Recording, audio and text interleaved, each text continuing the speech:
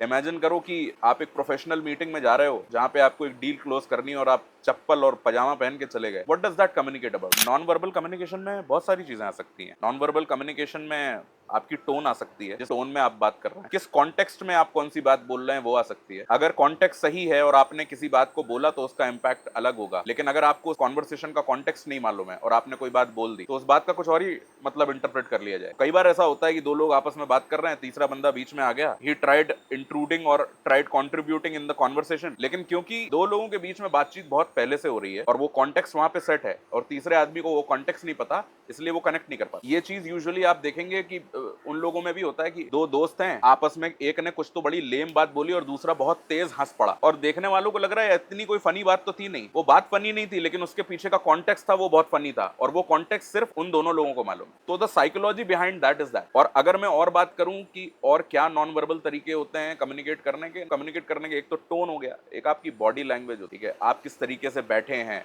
आप किस तरीके से प्रेजेंट कर रहे हैं अपने आप को सामने वाले के सामने। इमेजिन करो कि आप एक प्रोफेशनल मीटिंग में जा रहे हो जहां पे आपको एक डील क्लोज करनी है और आप चप्पल और पजामा पहन के चले गए। What does that communicate about you? क्या बोलेगी वो चीज आपके बारे में? और आप कितनी भी अच्छे डेटा पॉइंट्स, अच्छी प्रेजेंटेशन बना के गए हो, वो चीज बहुत ज्यादा आपके फेवर में काम नहीं करेगी एनीवे। तो कम्युनिकेशन वहां पे ब्रेक हो जाएगा। टाइम और स्पेस दो लोगों के बीच में, वो भी कम्युनिकेशन का एक बहुत बड़ा मीडियम हो सकता है। आपने किसी को मैसेज भेजा और उन्होंने 12 घंटे के बाद रिप्लाई किया, मे बी कम्युनिकेशन ये भी हो सकता है, उस टाइम के थ्रू आप ये भी इंटरप्रेट कर सकते हो कि शायद वो बिजी हो, या ये भी हो सकता है कि you were least of the priority. वो वहां पे वो भी चीज हो सकती है। दो लोगों के बीच में दूरी कितनी है, फिजिकल प्रॉक्सिमिटी कितनी है, उससे उनके रिलेशनशिप के बारे में पता लग जाता है। That distance communicate something to you.